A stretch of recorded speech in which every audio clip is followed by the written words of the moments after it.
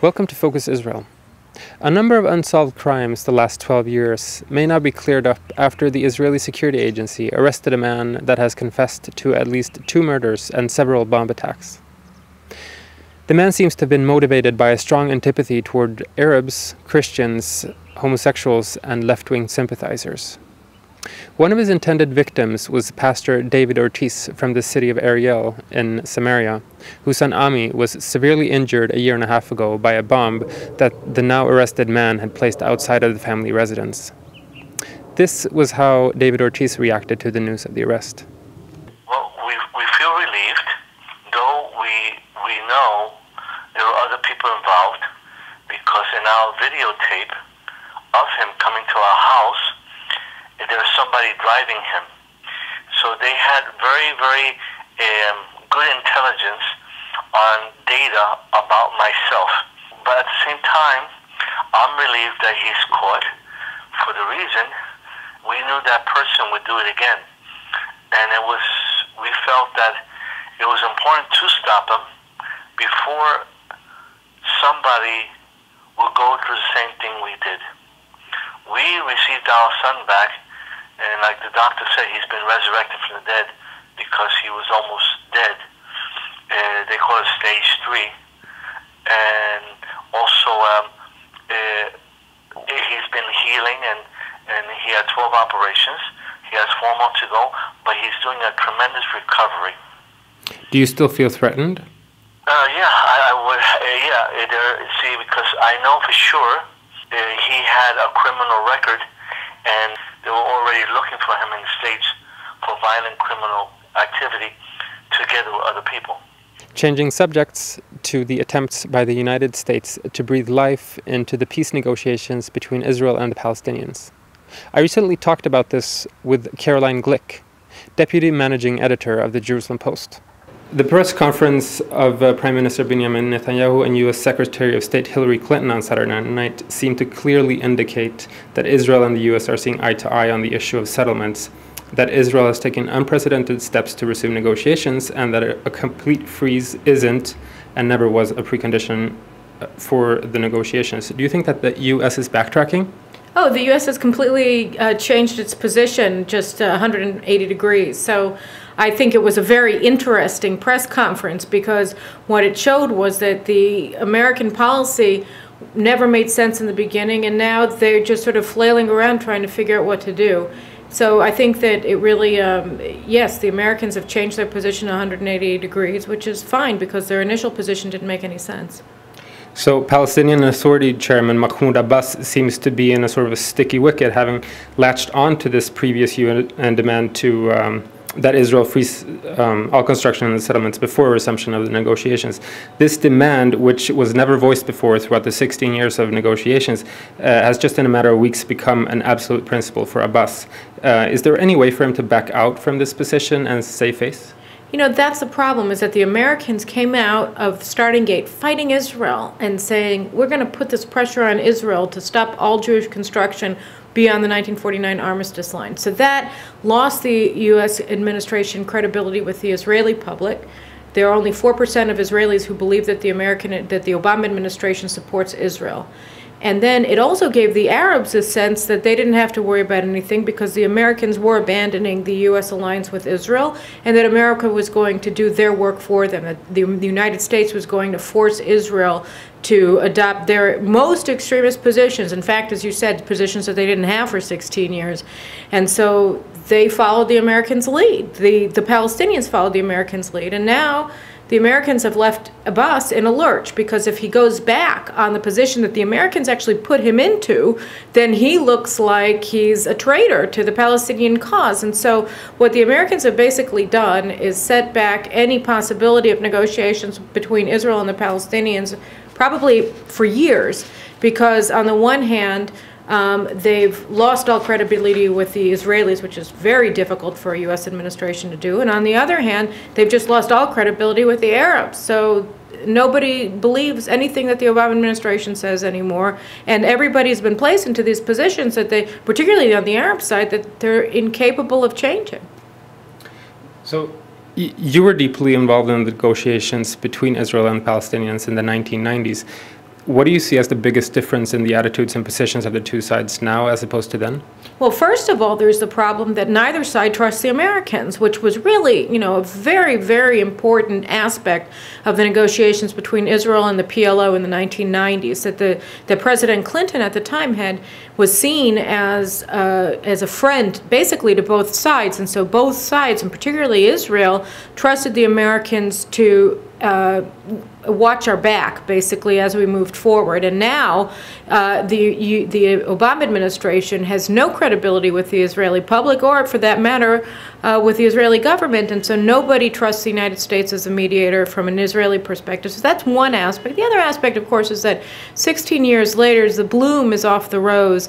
There is really no one in Israel who believes that the Palestinians are interested in having peace with Israel, because the Palestinians, after 16 years, still refuse to accept Israel's right to exist, and there are no serious factions inside of Palestinian society that are willing to live at peace with Israel or renounce terrorism. So from the Israeli perspective, there's really no true belief that at the end of this road we're going to see a Palestinian state that's going to be willing to live at peace with Israel. So there's not much enthusiasm in Israel for this continued peace processing and negotiating forever with the Palestinians. And on the Palestinian side, you have calcification of the positions. And in 1993, when the negotiations started between Israel and the PLO, and then during the 1990s, when I was a member of the Israeli negotiating team, this was a massive move from an Israeli military government in the area, in Gaza and in Judea and Samaria, to PLO administration in those areas. Hamas was never considered to be something that was in the running to take over Palestinian society, and the PLO had just pledged to fight terrorism and effectively to fight Hamas. Now you have a situation in Palestinian society where you have Hamas, a jihadist group, in charge in Gaza. They were elected by a majority of the Palestinians in both Gaza and Judea and Samaria to lead the Palestinian Authority. And it's not clear that if there are elections tomorrow, that Hamas won't emerge again victorious in both areas. So you have a totally different political landscape on the Palestinian side. You have a lack of interest or enthusiasm on the Israeli side for negotiations, because there's no faith that at the end of the road there'll be anything even approaching peace. And of course, neither side today trusts the Americans to be fair or credible mediators in any sort of deal between Israel and its neighbors. Turning to Iran, Tehran pulled out of an agreement reached by negotiators in Geneva and Vienna over the last month. What do you think will happen now in respect to this very urgent issue? Well, the Iranian move, or their positioning on the whole issue of reaching a deal with the United States and with Europe, with the UN, is really showing just how sometimes talking can really put you into a dangerous situation. People say that it's always best to reach a negotiated conclusion and avert the use of military force and try to keep that off the table. But what the Iranians are showing is that there is absolutely no way to negotiate a deal with them. They use the negotiating process with the West as a means to buying more time so that they continue enriching uranium. And they have really played the Obama administration for a fool for the past 10 months with these negotiations, because here there was this idea that they would ship their low-enriched uranium out of the country, and that the British or the French or the Russians would enrich it to higher grades of enrichment so that they could use it for isotopes in a medical facility. But the Iranians are interested in that, and so they agreed. And then all of the Western powers and the UN now have egg on their faces, because they just made an agreement with the Iranians, put the full prestige of the office of the President of the United States on this accord. And the Iranians turned around and said, no, we weren't serious. We don't really want to do that, but we're willing to continue negotiating, which of course is what they've been doing since the EU3 started negotiating with them about their nuclear program in 2003. So when you look forward, the question is whether the Americans, even more so today than the French or the British, who are far less credulous about the Iranian views than the Americans are, whether the Americans are willing to take no for an answer, whether they're willing to actually listen to the Iranians, or whether they're going to insist on continuing this charade and keeping the military option off the table. What's very clear, though, is that the last round of negotiations is set the United States and the West back in terms of their negotiating position with the Iranians. Until 2 weeks ago in Geneva, the West's position from 2003 on was that Iran has no right to enrich uranium, and this was the basis of 4 binding Security Council resolutions over the past 3 years. And then suddenly in Geneva, they came up with this agreement that accepted Iran's right to enrich uranium. That is, the major powers themselves went ahead and breached their own UN Security Council resolutions by saying go ahead and enrich uranium, in spite of the fact that you're prohibited from doing so by resolutions we ourselves just authored. So their position has been horribly weakened. The Iranians are sitting on the horse. Now they're feeling good about themselves. And it's pretty clear that unless somebody in Washington is willing to acknowledge the failure of the diplomatic tack that they've taken with the Iranians, then Iran, if nothing else happens, will become a member of the nuclear club in pretty short order. Do you think that something else will happen?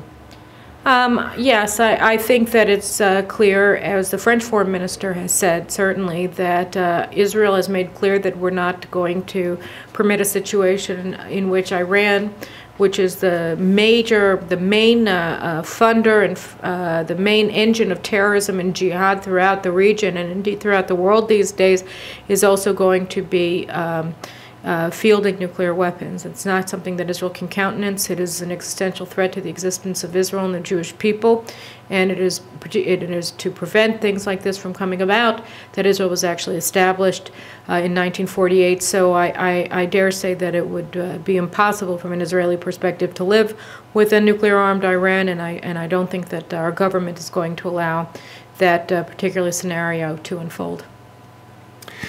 We try to end every episode of Focus Israel on a positive note, so I would like to hear your expert opinion on the recent rainfall in Israel.